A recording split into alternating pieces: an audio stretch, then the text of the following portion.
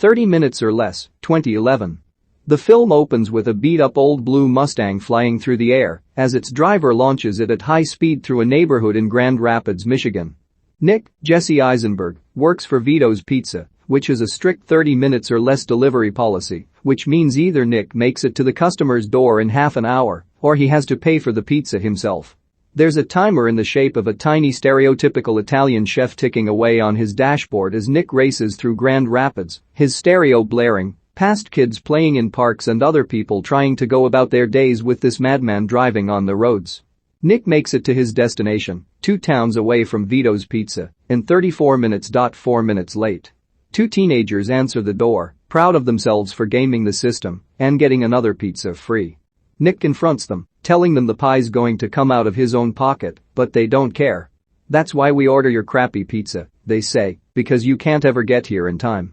Nick decides to scam the scammers by telling them he can get them beer if they give him the money their mom gave them for the pizza.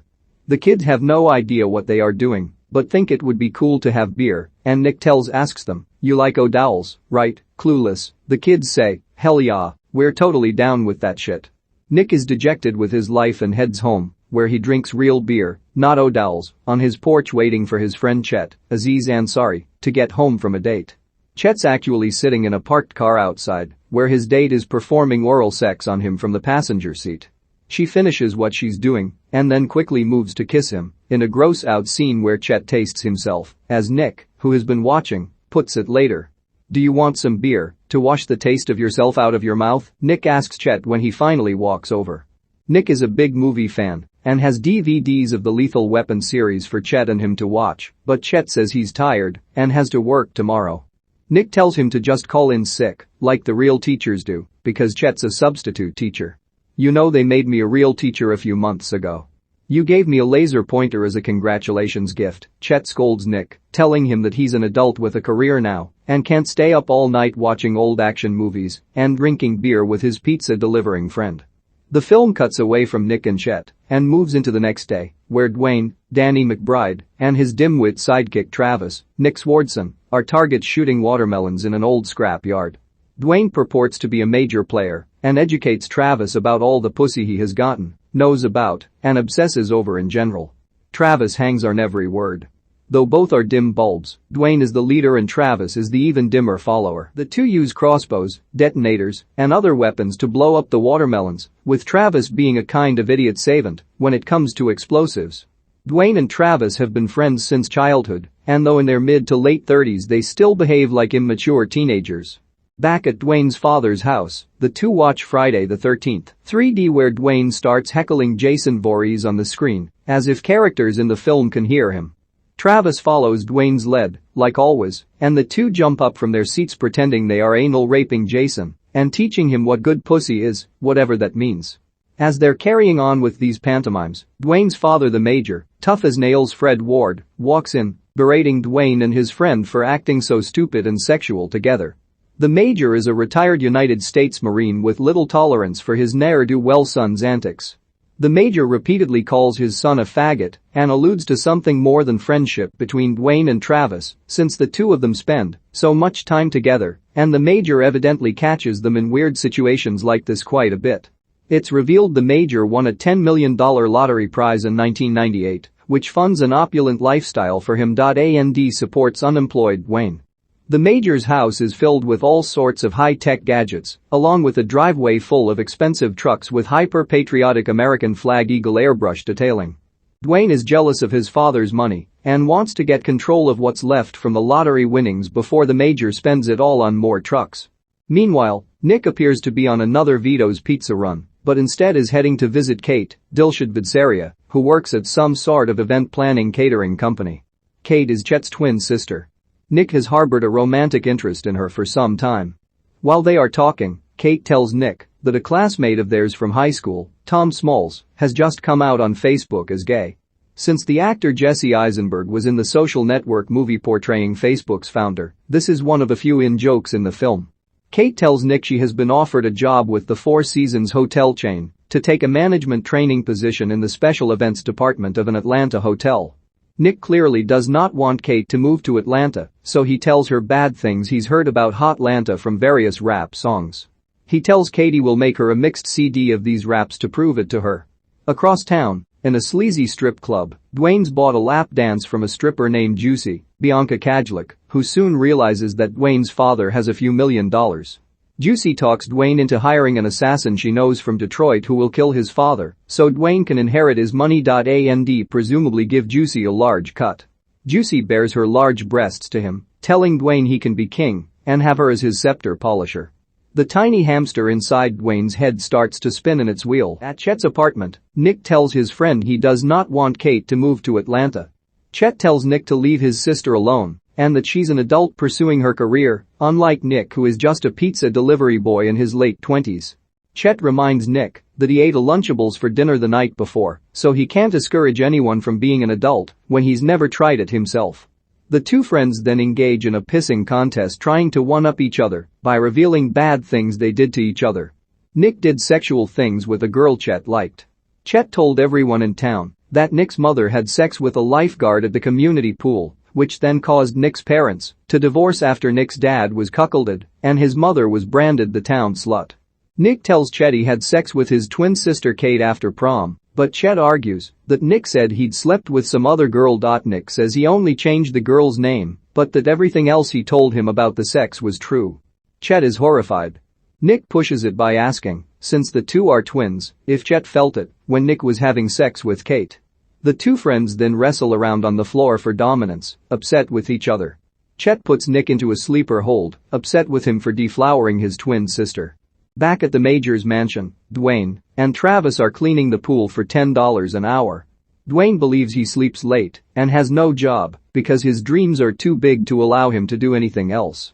He has many delusions of grandeur, including schemes for various businesses that will make him rich if only he had the seed money to get them going, such as a Chinese restaurant or an abortion clinic. He also wants to open a tanning salon that would really be a front for a brothel where various code words would be used by men looking for prostitutes. There would be regular tanning as well, but a deluxe tan would mean a man wanted oral sex after his irradiation. Travis, of course, thinks Dwayne is a genius. The Major, however, thinks his son's an idiot and pops in to check on his pool cleaning work. Dwayne resents his father and tells Travis of the plan to hire an assassin to kill him, something Travis is disturbingly very quick to agree to. Dwayne tells Travis that it will cost $100,000 to hire the assassin and that they need to start thinking like millionaires. Since once he gets that $100,000 and hires someone to kill his father, he will inherit the millions and will own the whole town. Dwayne and Travis hole up in Travis's garage, where they continue to plot ways to get the $100,000 for the assassin. Dwayne entertains the fantasy of finding a woman who he can have sex with on camera and then forced to have sex with all sorts of other men on camera so they can blackmail her husband and force him to rob a bank for them. But the two decide they don't know any married women who are slutty enough for that. Dwayne wants to use hypnotism to force a man to rob a bank for them, but Travis reminds Dwayne how adroit he is manufacturing explosives, so the two decide to find someone, strap a bomb to him, and force him to rob a bank if he wants to live. While they are trying to decide what sort of guy they could lure into the trap, a commercial for Vito's Pizza airs, and Dwayne decides to use a pizza delivery guy as his patsy. Dwayne says that fate's fat cock has slapped him in the face. Cut to the scrap yard from earlier in the film, which is super creepy at night. Nick was supposed to be off work, but Vito, Brett Gelman, made him take one last pizza run. Nick makes it to the scrap yard 15 minutes late and is worried he will have to pay for another late order. When he knocks on a derelict trailer to deliver the pie, Dwayne answers in a creepy gorilla mask. Nick's nervous and tries backing away, but Travis, in a very Planet of the Apes chimpanzee mask, knocks him over the head until he passes out. Nick's screaming rape the whole time. When he comes to, it's daylight and Dwayne and Travis have strapped a bomb to his chest. Nick tries calling for help, but the scrapyard is very isolated, and Dwayne tells him he'd have a better chance of someone hearing him in outer space. The bomb's made with C4 explosives wired to a remote detonator that is activated with a cell phone. There's a lock on the front with a 6-digit combination, which Dwayne says he'll give Nick when Nick delivers him $100,000. The bomb has a large yellow smiley face on the front. Nick tells them he can sell his car and get maybe $1,000, but that he does not have any idea how he can get $100,000. Dwayne tells him to just rob a bank and that he has 10 hours until the bomb explodes, so he better move quickly. To demonstrate the bomb, Dwayne detonates a similar vest that Travis rigged to a teddy bear. After it explodes, he tells Nick, "I like that bear, and I don't even know you, so you better hurry." Nick's told the pair will be watching him, and if he goes to the police they will dial the code and make him explode like the bear. Nick burns rubber peeling out of the scrap yard, off to rob a bank and do whatever they say. Nick heads to the school, where Chet works and interrupts his teaching. Chet's scolding a boy who has been texting in class by reading the boy's text about liking a girl named Lisa. "This Lisa? Over here? She's too good for you. Stop texting in my class," he tells the boy, just as Nick barges in. Outside in the hallway Nick shows Chet the bomb and Chet says, "So two dudes kidnap you and strap a bomb to your chest, and the first place you think to go is an elementary school filled with children?" Nick begs Chet to help him, and Chet ultimately agrees because he says he does not want this to affect his future relationships. Like one day he would be with his wife and kids, and he'd be sorry he let that guy I knew blow up when he could have helped. Chet makes Nick promise him that, if he helps him with this, that he will leave his sister alone and not talk to Kate again. The two leave the school to figure out a way to get the bomb vest off Nick. Meanwhile, Juicy the stripper meets with her assassin from Detroit, a Mexican named Changa who calls himself Sugar Milk, Michael Pena, and is covered with tattoos. Changa agrees to kill the major and Juicy tells him arrangements have been made to get him his $100,000 for the hit. Juicy and Changa have a romantic relationship and have sex in his car apparently. Back at Chet's apartment. Chet's been looking up ways to disarm the bomb on Wikipedia, with little luck. Various movies like Hurt Locker and Point Break are referenced as the two friends try thinking about anything they've ever seen on film that could help them either disarm the bomb or rob a bank to get the $100,000. Ultimately, they decide to rob the bank and Nick tells Chet they should hit the bank that's near the Olive Garden in a shopping center. They proceed to a Family Dollar store to get bank robbing supplies. Dwayne and Travis are watching them and sit outside in a car listening to a mixed tape while Nick and Chet buy their supplies. Dwayne keeps talking about his tanning salon brothel idea, and the two talk about various specials they would offer, like a tanny glover, which would be the code word for sex with a black female prostitute after buying a tan. Dwayne tells Travis that he will be working the front desk at the tanning salon, but Travis does not think it's an important enough job, though Dwayne reassures him it's important because Travis would be the one keeping track of the code words and what various people want in terms of prostitutes. There's actually a vacant storefront next to the Family Dollar store that Dwayne thinks would be perfect for the salon brothel. The woman working checkout in Family Dollar asks Nick and Chet if they are buying rape kits since they're purchasing fake guns and ski masks along with other odd items. Chet's also getting a hamburger sliders kit, so he tells the checkout woman she's crazy and that they just love sliders and skiing. The woman tells them they better get some condoms too if they are going to be raping anyone. After they leave the store, Chet's spray painting the toy guns black so they look more real, and Nick tells him not to spray that paint inside his car. "This car looks like a Mustang that got AIDS and died of cancer," Chet says, and the two have a fight over how pathetic Nick's car is. They then decide to steal the red Datsun owned by Chet's parents' neighbors, the Fishers, because they need a fast getaway vehicle. They drive over to the Fishers' house and are looking for the keys to the car in the garage when Mr. Fisher walks in on them. The two know the Fishers' son Dylan works at a travel agency, is a douche, and has bad bangs. They tell Mr. Fisher that if he doesn't cooperate, they will come after Dylan. Wearing their masks and brandishing their fake guns, they rob him of his keys and steal the car, with Chet politely saying thank you and goodbye Mr. Fisher afterwards. Which is something Chet does throughout the various crimes the two will commit all day. Chet is worried he was recognized because there are only 4 Indian families in Grand Rapids, and he realizes his brown skin and hands were visible through the robber's disguise. Nick claims he wants to make a quick stop and quit his pizza delivery job before they rob the bank, and Chet argues with him in the car that they don't have time to be running errands like this, and if they did have time that they should stop for breakfast or maybe lunch because Chet is hungry. Nick gets his way and they drive to Vito's Pizza where Nick slips inside, quits, and then races out the back door. Nick actually runs down the street to where Kate works, while Chet thinks he's still inside Vito's. Nick takes Kate onto the roof of her building and tells her that he's never forgotten the night they had sex and that he has feelings for her, then he rushes away. Nick doesn't realize it, but Travis was following him the whole time and was pretending to be a maintenance man working on the banister in the stairwell when Nick ran by him. Travis reports back to Dwayne on his cell phone That Nick came to visit this girl, important later. Nick races back to the car and finds Chet inside eating hamburgers and drinking 5-hour energy drinks. The two decide to pretend to be Hispanic criminals when they burst into the bank to rob it. Nick will be Cruz and Chet will be Luis when they're inside the bank. When they burst in, the bank is filled with very nice Midwestern people who are surprisingly helpful during the holdup.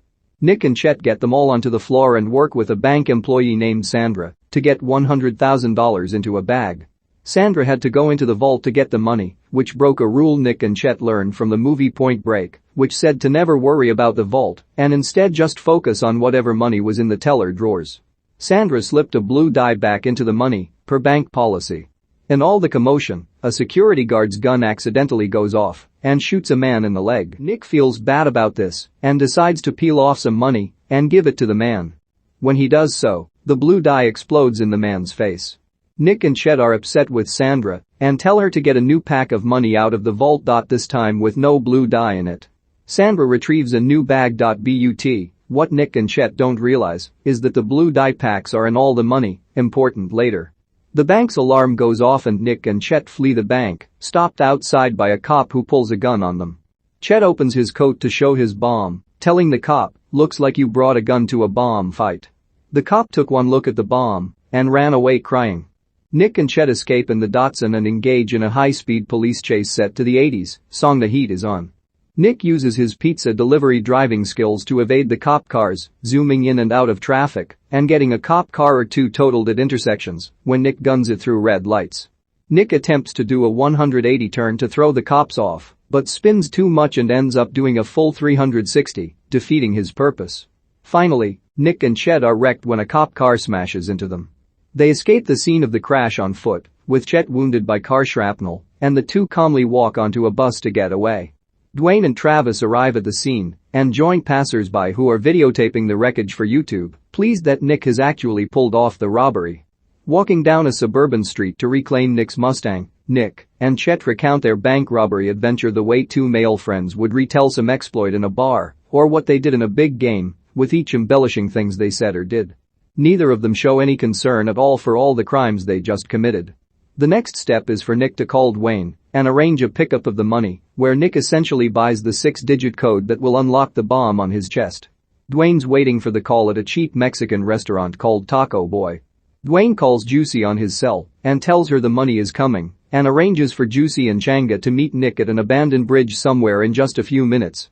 Dwayne revels in more fantasies about owning his tanning salon brothel as Travis starts to feel bad about what they have done now that he realizes Dwayne wants to kill Nick by detonating the bomb after they've got the money. Travis believed Nick would go free once this was all over. When Dwayne gets up to use the bathroom, Travis disables the bomb via remote by switching the cell phone numbers. So, if Dwayne tries to deactivate the bomb, he will call the wrong number and nothing will happen. Nick's waiting at the bridge when Changa and Juicy show up. Chet's hiding somewhere off-screen. Nick gives Changa the money and asks for the code to deactivate the bomb, but Changa doesn't have it. Since Dwayne had no intention of deactivating the bomb. A fight ensues, with Chet joining in to smack Changa upside the head before Chet and Juicy tussle. Nick and Chet leave, with Chet calling them bad people. Changa is furious and tells Dwayne that he is now going to assassinate Dwayne since he does not have the $100,000 anymore because Nick and Chet took it back after they fought with Changa and Juicy. Dwayne is terrified that the assassin is now coming after him. Nick realizes that Dwayne had no intention of giving him the code, and when he talks to Dwayne on the phone the power shifts between them since Nick also realizes that Dwayne can't push the button to kill him since Dwayne would destroy all the money too. "At least I will die a rich man," Nick says. Travis is giving Dwayne a haircut while all of this is going down, with Dwayne now insisting that the FBI, CIA, and NASA are going to be coming for him. He wants to just blow Nick up anyway and dials the number on the phone, only to have Movafin answer. Travis then explains he switched the number at Taco Boy because he couldn't believe Dwayne would kill Nick. Travis then tells Dwayne about Kate and how she is a way to get the money back from Nick without killing anyone. All they have to do is kidnap her. Dwayne and Travis then rush to do this while avoiding Changa, who wants to kill Dwayne. The Major is in his mansion watching The Real Housewives of Atlanta and enjoying himself when Changa breaks in to assassinate Dwayne. The Major picks up a pen gun and moves stealthily through his house, using his Marines training. We see the giant $10 million lottery check that the Major won in 1998 framed and hanging on a wall as the Major moves through his home, ultimately shooting Changa in the neck. Before Changa gets on top of him and shoots him in the stomach. The Major tells Changa he is not afraid of death and will ride you all the way to hell because I know the way as the two men fight. The Major would not tell Changa where Dwayne was, though he was not surprised that Dwayne had tried to hire Changa to kill the Major. The Major still protected his son, even after his son betrayed him. Changa leaves the Major wounded and bleeding from his stomach onto the floor and heads to the bathroom to pour alcohol over his wound, telling himself in the mirror that he's a pimp and needs to be tough. Changa then searches the house for clues to where Dwayne may be and ends up finding a crudely drawn map, like a small child made it, of the scrap yard that Dwayne and Travis use for their antics.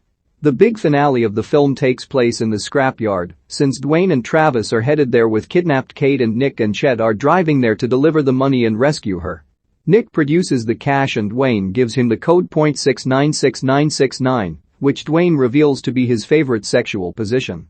There's now just 4 minutes and 9 seconds before the bomb explodes. Dwayne's wearing his gorilla mask again, and Travis is dressed up as the chimp, but this time he's also wearing a flamethrower on his back that makes him look like a Ghostbuster on the Planet of the Apes. Nick gains the upper hand by claiming he has a sniper hidden somewhere who will shoot Dwayne and Travis. They don't believe him, but a red dot appears on Dwayne's forehead, which Travis says looks like that dot on her people's heads, making a racist joke at the expense of Kate, who is Indian like her brother Chet. It's shown the sniper is actually Chet, using the laser pointer that Nick bought him when he was made a real teacher and not just a substitute. Remember the throwaway line delivered about this earlier in the film. Chet moves the laser pointer lower so that it appears the sniper is going to shoot Dwayne in the chest if he does not release Kate. Changa arrives and declares himself to be the satanic Hispanic and punches Nick in the face in retribution for the attack Chet made on him earlier in the day. Then Changa turns his attention to Dwayne and fires his gun at him. Travis fires up the flamethrower next and scorches Changa, burning him to a crisp. Changa gets one last shot off, however, and punctures the tank on Travis's back, making the flamethrower explode. In this melee, Chet grabs Kate as Nick ducks away to grab the money and place the bomb vest into Dwayne's car after resetting the timer to explode. Changa dies. Travis lives. Dwayne gets in the car to chase down Nick, Chet, and Kate and get the $100,000 back. Since Nick knows the bomb is about to explode, he maneuvers his Mustang to avoid the blast. Dwayne's car catches fire and flips off the road. Nick, Chet, and Kate then start thinking about what they could do with all that money. When Kate starts flipping through the stacks of bills, the blue dye explodes in their faces and all over the car. The end. After the credits roll, there is a quick commercial for Major Tan. The tanning salon brothel that it appears Dwayne, Travis, and the Major opened next to the Family Dollar store. A bevy of bikini-clad prostitutes vamp it up in the commercial as Dwayne lets viewers know it's both a tanning salon and a place for men to get oral sex from a variety of women. Including a Menage Tan, where 2 women would service 1 man. Apparently, this bit was part of the original ending of the film. Which was supposed to include an epilogue showing what happened to all the various characters. The Major is now in a wheelchair because of his bullet wound, and Dwayne and Travis appear unscathed by everything that happened. After this commercial ends, the film is completely over and it fades to black.